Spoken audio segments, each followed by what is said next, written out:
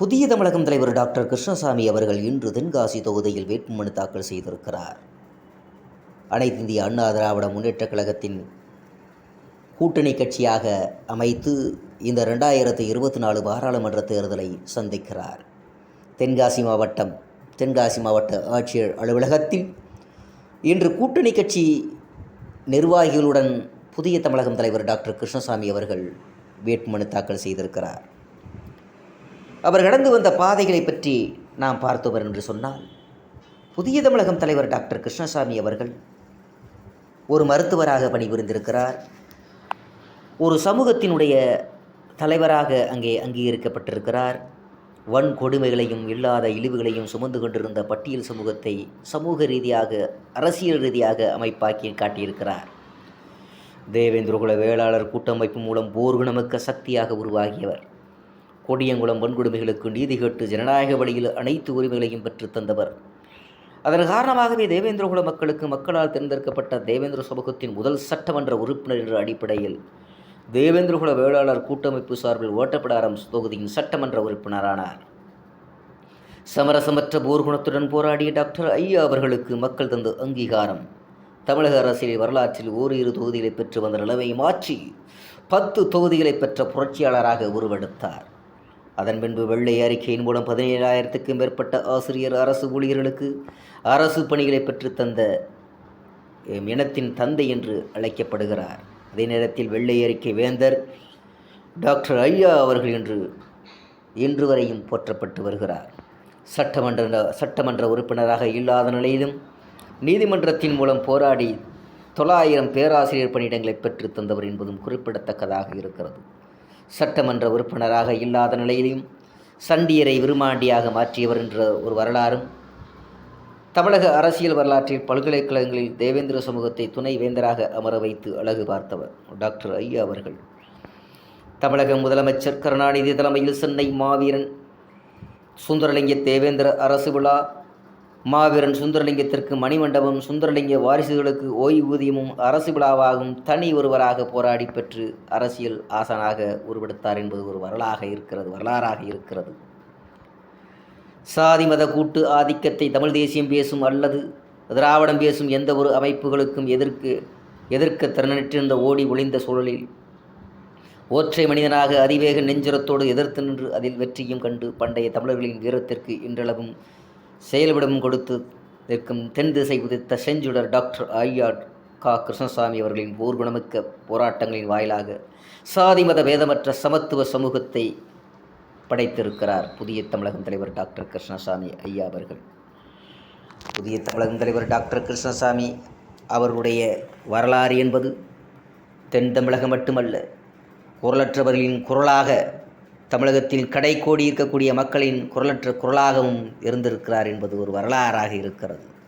சம உரிமை, சமபங்கு, சமூக நீதி என்று பேசிக்கொண்டிருக்கக்கூடிய இந்த சூழ்நிலையில் சம உரிமை, சமபங்கு என்ற ஈக்குவல் அண்ட் ஈக்குவாலிட்டி என்ற ஒரு தாரக மந்திரத்தை புதிய தமிழகம் தலைவர் டாக்டர் கிருஷ்ணசாமி அவர்கள் தொடர்ந்து பேசி வருகிறார். அதே நேரத்தில்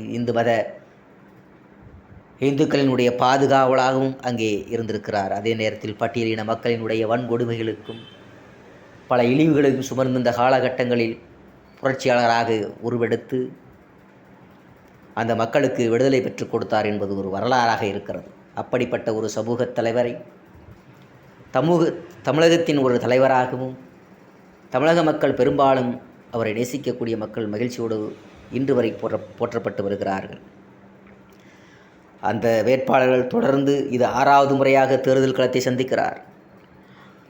தொடர்ந்து தோல்வியைத்தான் சந்தித்தார். ஆனால் வாக்கு வித்தியாசத்தில் அவர் வெற்றி பெற்றிருக்கிறார். அவர் ஒவ்வொரு தேர்தலிலும் படிப்படியாக ஒவ்வொரு படிக்கட்டின் அடிப்படையில் அவர் வாக்கு சதவீதம் என்பது உயர்ந்து கொண்டேதான் இருந்திருக்கிறது.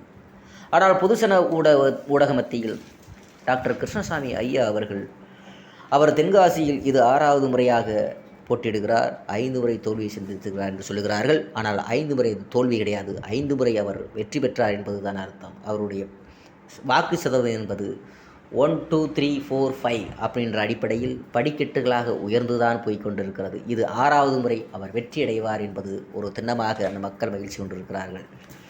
ஏழ்மை நிலையில் இருக்கக்கூடிய மக்களை அந்த ஏழ்மையான ஒரு இதை அது பணம் கொடுத்து அது பணம் பரிசு பொருள் என்ற ஒரு அந்த ஏழ்மையான மக்களை அந்த வறுமையை அவர் வசதி படைத்த வேட்பாளர்கள் பயன்படுத்தி கொண்டிருக்கிறார்கள். அந்த வசதி படைத்த வேட்பாளர்கள் அவருடைய ஏழ்மை நிலையை பணம் கொடுத்து விலைக்கு வாங்குகின்ற காரணத்தினால்தான் அவர் தொடர்ந்து தோல்வியை சந்தித்தார். ஆனால் இப்போ இருக்கக்கூடிய காலகட்டத்தில் 2024இல் ஜனநாயகத்திற்கு எந்த விதத்திலும் குந்தகை விளைவிக்கக்கூடியது என்ற வகையில் புரட்சிகளையும் கொள்கைகளையும் டாக்டர் கிருஷ்ணசாமி ஐயா அவர்கள் தொடர்ந்து 2 வருடங்களாக மது ஒழிப்புக்கு எதிரான போராட்டங்களையும் சம உரிமை சமபங்கு போன்ற எண்ணற்ற போராட்டங்களையும் பொதுமக்களுக்கு ஜனநாயக ரீதியாக மக்களுக்கு எடுத்துரைக்கிறார். அதே நேரத்தில் இடஒதுக்கீடு, கல்வி, வேலைவாய்ப்பு, பொருளாதாரம் போன்ற பிரச்சனைகளாக இருந்தாலும் சரி, ஜாதிய ரீதியாக ஒரு சமூகத்தின் மீது பல வன்கொடுமைகள், பல தாக்குதல்கள், பல கொலைகள் போன்றவற்றைகளை கண்டித்து இவர் உண்ணாவிரதம், போராட்டங்கள், ஆர்ப்பாட்டங்கள் நடத்தியிருக்கிறார் புதிய தமிழகம் தலைவர் டாக்டர் கிருஷ்ணசாமி ஐயா அவர்கள்.